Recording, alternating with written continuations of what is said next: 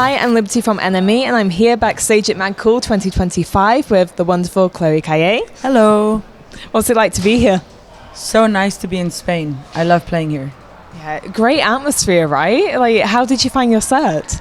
So fun. People, I don't know, I just feel like anytime I play in Spain, people are really, they love to dance here.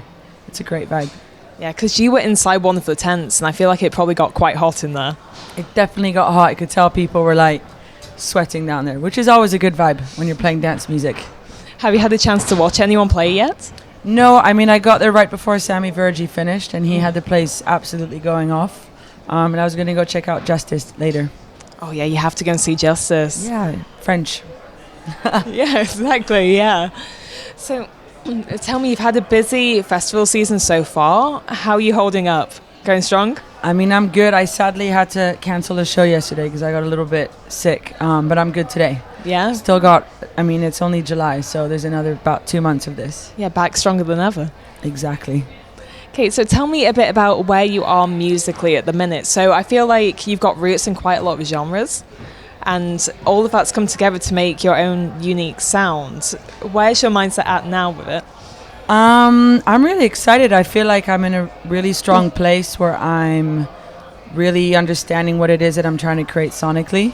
So my next sort of batch of music has a lot more of my indie influences into it, which I'm really, really excited to share. And there's some really cool collaborations coming up that, yeah, I'm really excited for this sort of next round of music.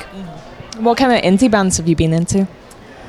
I mean, I guess growing up, I was really into the sort of more psychedelic rock era, sort of the 70s, 80s. Led Zeppelin was one of my favorite bands, Pink Floyd, The Doors, 80s stuff, more like Duran Duran, Eurythmics, Depeche Mode, new wavy stuff. But in the indie scene, I guess like The Whitest Boy Live, I love those guys. Air was one of my favorite bands, so...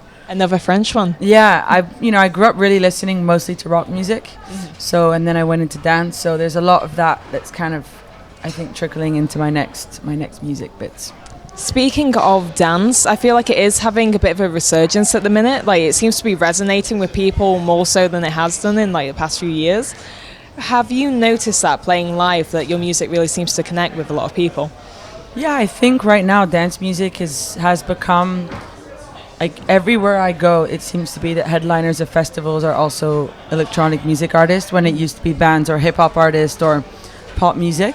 And dance music today is crossing over into those spaces. There's a lot of rappers that are featured on dance music, same with pop artists. It's just really cool to see how everything is melting together. And kind of being here in this moment is really exciting. Yeah, and it feels like it's a bit of an escape. Like when you're at shows like yours, I feel like it's hard to think about anything else. Like eyes are fixed on you, everyone's moving. It must be great to sort of be behind that energy that you see.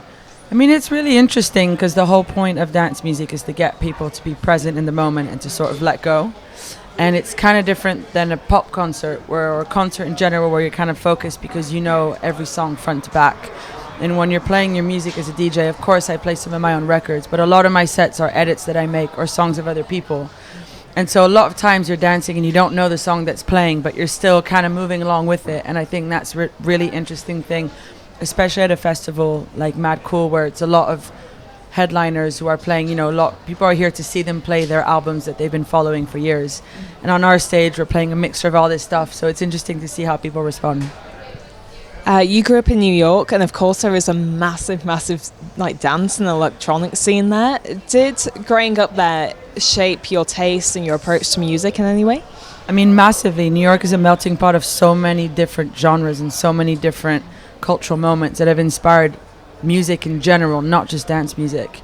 You know, growing up, I played in a rock band. I had friends who were rappers. I had friends in the hip-hop scene. I had friends who were you know, it was like there isn't a genre that defines New York. It's super eclectic, and I think that's who I am as an artist and as a person in general. I feel like that is a big part of your musical identity. When it comes to traveling abroad and seeing how your music resonates, do you notice a difference between the countries? 100%. Every country has its heartbeat, you know. It resonates differently. It has its own vibe, its own color palettes. The food's different. Everyone has its own way of moving to music. People have their own ways of dancing. It's really cool to be able to see it from the perspective where you're sharing music with others. So tell me a little bit about your 2024 EP and seeing the response to that. What was it like? I mean, it was crazy. Like, Be Somebody was the first ever record that I wrote a full vocal hook on, and I'm just singing it, and it was just such a vulnerable moment for me to see a record with my full voice on it.